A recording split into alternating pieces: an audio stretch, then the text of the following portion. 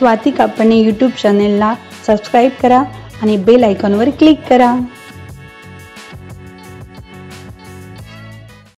नमस्कार सर्वांना, आजच्या सुंदर दिवसाची सुरुवात स्वाती कापणे यूट्यूब चॅनलमध्ये आपल्या सर्वांचं स्वागत आहे।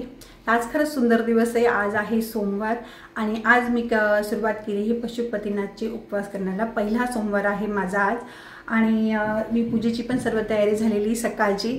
तर सगळ्यांना माहितीच आहे पूजा केल्यावर काय काय फायदा होतो त्याच्याने। तर मी पूजेची तयारी झाली आहे। तुपाचा दिवा घेतला आहे, तांदूळ, काळे तीळ आणि हा शंकराला चालतं ते, आणि हे पंचामृत तयार केलेले आहे, अगरबत्ती, घंटी, एक फळ घेतलेले आहे आणि आता मी जाताना फुलं घेणार आहे आणि जवस पण बाकी आहे, ते जवस पण लागतं पूजेसाठी, तर मी आता घेणार आहे। पशुपतीनाथचं पूजा अशी आहे की ते आपली मनोकामना पूर्ण होते। मी बऱ्याच जणांचं ऐकलं आणि मला पण अनुभव घ्यायचा येतो आणि माझी पण आपल्या प्रत्येकाच्या काही इच्छा असतात, तशी माझी पण काही इच्छा आहे ती खरंच पूर्ण, हे व्रत करून बऱ्याच जणांच्या इच्छा पूर्ण झाल्या आहेत, तशी मला पण इच्छा आहे, देव माझी खरंच इच्छा पूर्ण करणार आहे। तर मी आता सुरुवात करते आहे। तसा हा व्लॉग तुम्ही पूर्ण बघत जा, कारण मी ही पूजा विधिवत सगळं बघून करते आहे। कोणाला करायचं असेल ते बघून सुद्धा कोणी करू शकतं। आता घरातली देवपूजा झालेली आहे आणि मी ही सकाळची पूजा पहिले करून येते, परत संध्याकाळी जाणारच आहे। तर चला आता मी इथं जवळच आमचं मंदिर आहे शंकराचं, तिथे जाते। घराजवळच हे मंदिर आहे।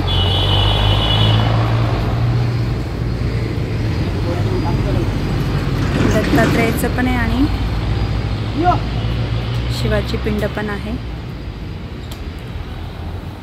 इथेच मी आता पूजा करते। पहिलेच बायका पूजा करायला बसलेल्या आहेत, त्यांची झाली का मग मी पूजा करणार आहे। छान असं प्रसन्न वाटते मंदिरात येऊन पण। इथे होमसाठी जागा केलेली दत्ताचं मंदिर आहे, इथंच पिंड आहे।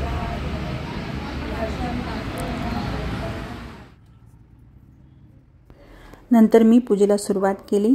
त्या बायकांनी जी पूजा केलेली होती ते थोडं फुलं वगैरे काढून घेतले आणि मग पिंडीचा अभिषेक केला, पाणी दूध वगैरे टाकून।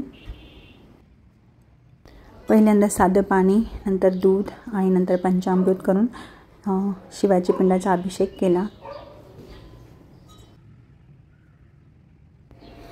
पिंडवरचं सगळं स्वच्छ करून घेतल्यानंतर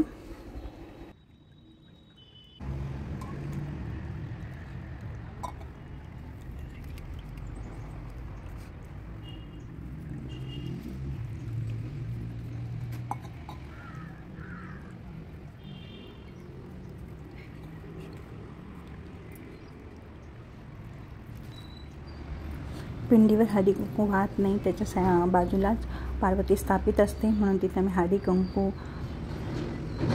तांदूळ, फुलं वाहून घेतले। नंतर घरूनच गंध करून गेले होते आणि पिंडीची पूजा केली। बेल फूल वाहून पिंडीची पण पूजा केली। नंतर अगरबत्ती ओवाळून घेतली। पिंडीजवळ नंदीची पण पूजा करून घेतली।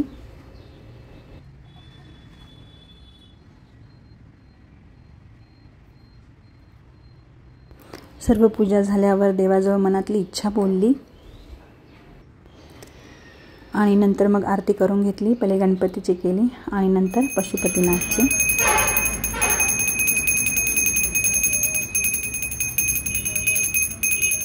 पूजा छान झाली, मग मी घरी जाण्यासाठी निघाले।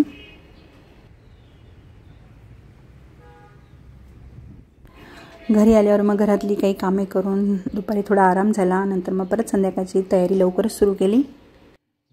स्वयंपाक लवकर बनवला। नंतर मग मी पूजेची तयारी केली। पहिले दिवे बनवून घेतले, नंतर प्रसादासाठी शिरा तयार करायला घेतला। प्रसाद मी रव्याचा बनवला, रवा छान भाजून घेतला। साजूक तुपात मंद आचेवर रवा हळूहळू छान भाजून घेतला।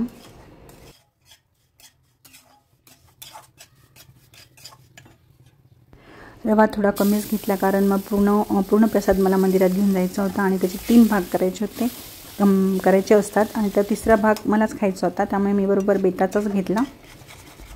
प्रसादात नंतर साखर, बदाम, काजू टाकून प्रसाद छान तयार झाला। आता संध्याकाळ झाली आहे आणि संध्याकाळचा मी स्वयंपाक पण सर्व घरातला रेडी केला आहे.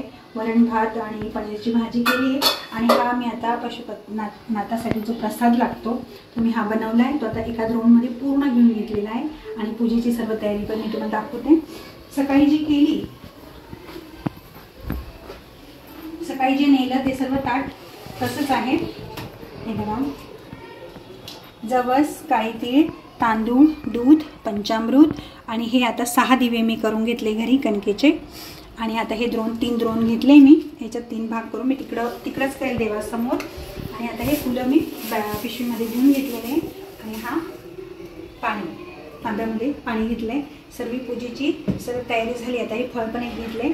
आता मी परत जाऊन पूजा करते.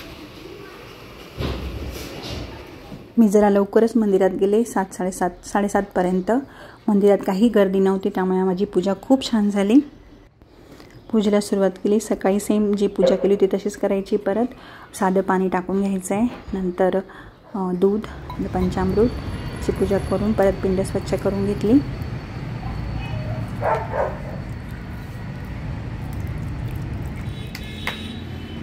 पिंडीला गंध लावला. नंतर पिंडीवर काळी तीळ, जवस आणि तांदूळ असं वाहिले. त्याच्यावर फूल, बेल सगळं वाहून घेतलं. जवळ स्थापित पार्वतीची पूजा, हळदी कुंकू अक्षता टाकून फुलं वाहिले. नंतर दिवे काढले. दिवेच्या प्रत्येक दिव्याखाली थोडे फुलं ठेवले, म्हणजे ते जमिनीवर नसतात, ते जमिनीला लागू होतात. आणि वरती फुलं जर असे काही ठेवलं त्याच्या खाली तर ते आपल्याला लागू होतं, म्हणून मी प्रत्येक दिव्याखाली फुलं ठेवले थोडे. प्रसादाचे 3 भाग केले, ते पण देवासमोर ठेवले. ते पण व्हिडिओत तुम्हाला दिसतातच आहे. प्रत्येक दिवा लावताना आपल्या मनातली मनोकामना बोलायची आहे. 6 दिवे आणले होते, त्याच्यातले फक्त 5 दिवे लावले आणि नैवेद्य दाखवून घेतला. 6 दिव्यांपैकी 1 दिवा आणि प्रसादाचा 1 भाग मी बाजूला काढला. नंतर देवाला फळं वाहून घेतलं. अक्षता पण तिथंच, दक्षिणा पण पंडीजवळ ठेवून दिली. नंतर मग उचलून मी ती दानपेटीत टाकली. पूजा खूप शांततेत आणि छान झाली. नंतर मग मी गणपतीची आरती, परत पशुपतीनाथची आरती म्हटली.